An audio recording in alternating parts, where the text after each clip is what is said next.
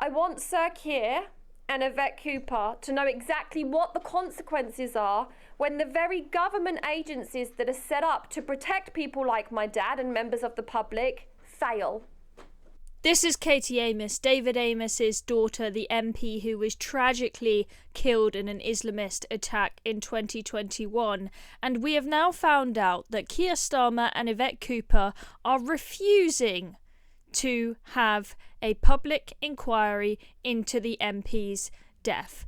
And David's daughter here, Katie, she has been campaigning for years and years, but it seems now that is to no avail. This is absolutely shocking. The question has to be asked, why is Keir Starmer and why is Yvette Cooper refusing an inquiry into this? Is this just like when they refuse an inquiry into the grooming gangs? Are they trying to appease certain communities? I don't know. You tell me what you think.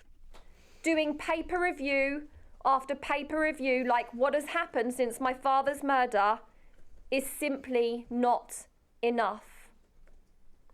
We know that there were serious failings with both Essex Police and the Prevent programme. But what we don't know is why, who was responsible, and what is being done to ensure that another family never has to go through this pain. What happened to my father should never, ever have happened. And yet here we are. A man who spent his life trying to help others was killed in a brutal, cowardly attack. And we still do not have the answers that we need. His killer was known to the agencies, and yet he was let free to rip our lives apart. And now, to make matters even worse, the Home Secretary has written to us ahead of our meeting to let us know that we will not be getting the public inquiry that we have been demanding.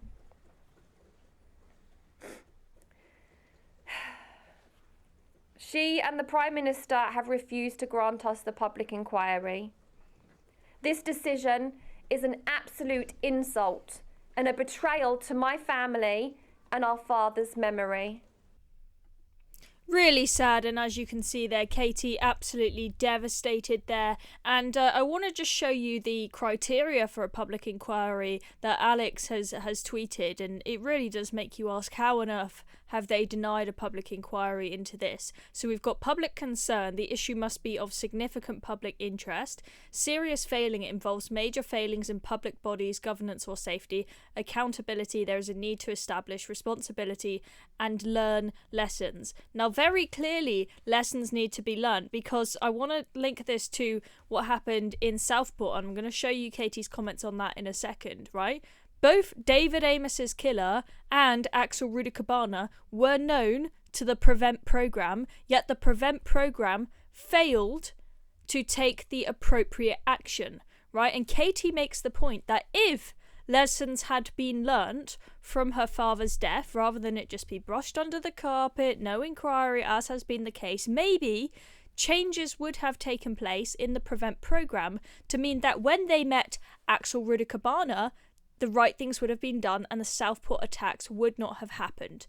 The fact that we, 3 years on from David Amess's death, then had the horrific Southport attack shows that lessons have not been learned, and very clearly there needs to be some sort of inquiry to make sure that we do not have another Southport or similar attack. We cannot go on like this. I worry we're going to see more and more of these attacks, but Keir Starmer and Yvette Cooper, they seem to just have their head in the sand. So I want to show you what back in January, Katie, David Amess's daughter that you just saw on screen there, said in relation to the Southport case. So the Axel Rudikabana, he was known to the Prevent programme, and so was Ali Harbi Ali, who was an Islamic State supporter who killed David Amess. And Katie says that if the government had listened to her pleas for a government inquiry, then lessons might have been learnt that could have saved the lives of those 3 beautiful little girls that did not deserve to die, who sadly lost their lives because of Axel Rudikabana. And she said, what happened in Southport is just beyond words, unspeakable evil, and unfortunately we did need to be sitting here today discussing another tragedy. And she says, prevent is not fit for purpose. These people were referred several times. It's members of the public that are referring these people. The public are doing their jobs. Why are prevent not doing theirs?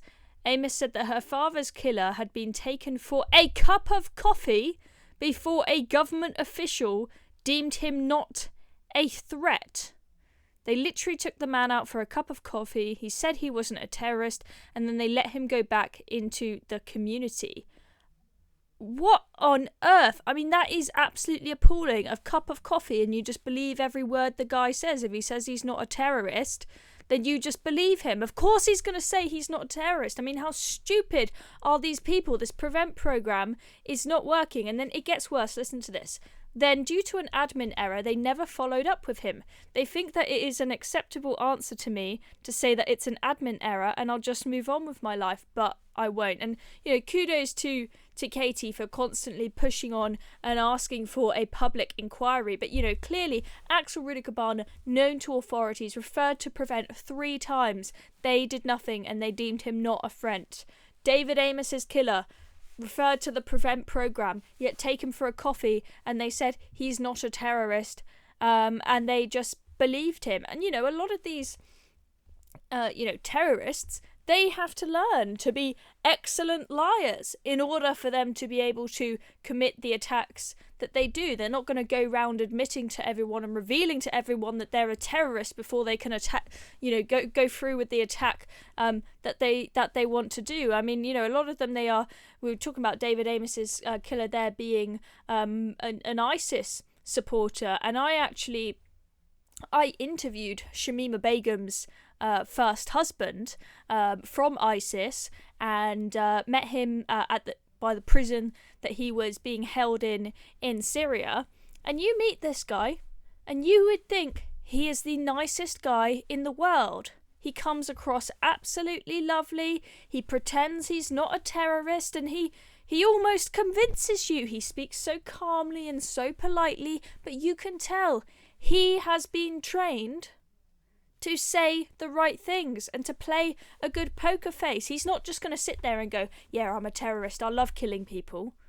Okay, these people are trained, they know what they are doing. So it is absolutely beyond me that a government official would take somebody who is an Islamist State supporter for a coffee, and then they get told, oh no, I don't actually support ISIS, I'm a nice guy, I'm not a terrorist, and they just believe it. It's absolutely bonkers. So Keir Starmer, I think he's got big questions to answer about why he's denying a public inquiry into this, just as he has questions to answer as to why he denied a public inquiry into the grooming gangs.